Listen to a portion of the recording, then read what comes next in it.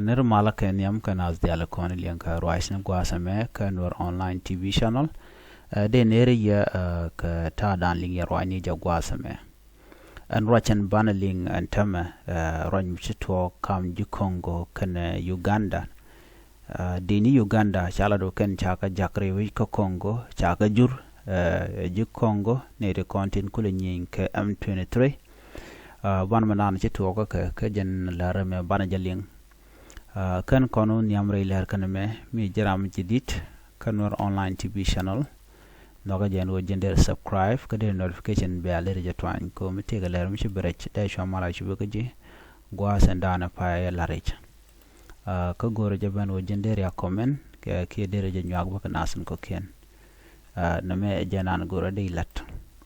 are ler kan me ban right kadin content talk ban ngaja gwa anu nena ye Uganda kan ke dini ken yos kan ke la ne tala nanak la ka jorke la ka jorke en which madong lok ne ke be ji Uganda be jurga yo ko bi kan ken be kan ko nak ajan ta dan le ro ka ji Uganda na mo ka jan la ram che to ko no chicken ji Uganda chicken ji en che ko Congo gwatun wo ka nyintin ka netin shal ke jidwar la M23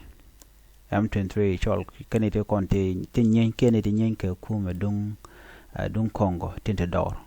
tilat ken enwo chunkan kel ke Rwanda ki kwa support Rwanda kanete ti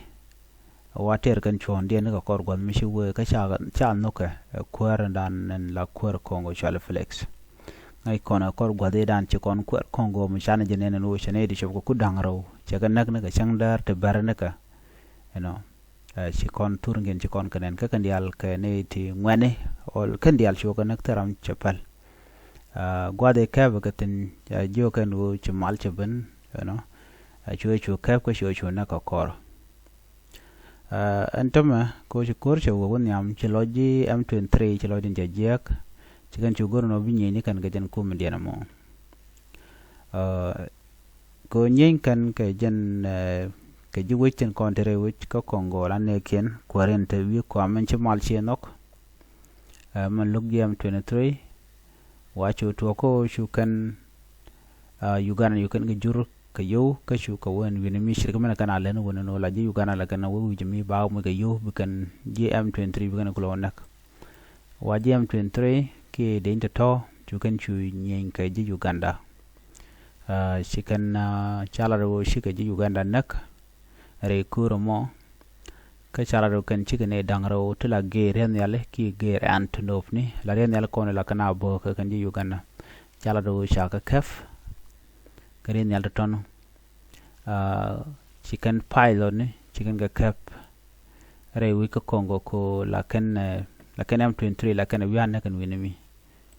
mo jarwa jadan siben ci ji Uganda kan ken ko jogono shwa der kono let ko ba ne to ba ko luñ ko gwade rum gaten jen gwada dana kap ko ne to ten mo to gare wi ko Congo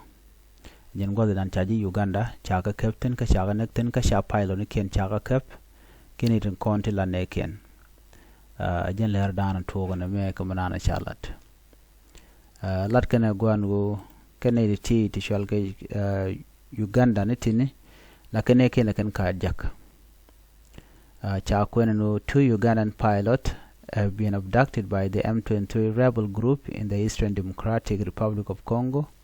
according to report in ongoing conflict with the government forces.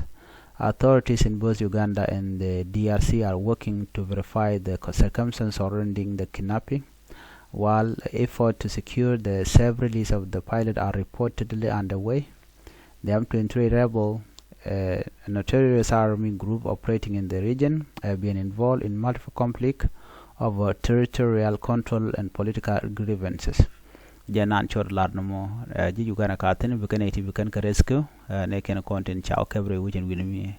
question ngum nan kare wida dien bikan no bokten nakanaten nakan ji Congo ane u chaka pe ka yu ki chao mu ka yu jen dan let kan bare wi ka so Sudan gwase naka nuwaratin ko la mo kene kayo so jenda na gode nyo ye kelbi atemal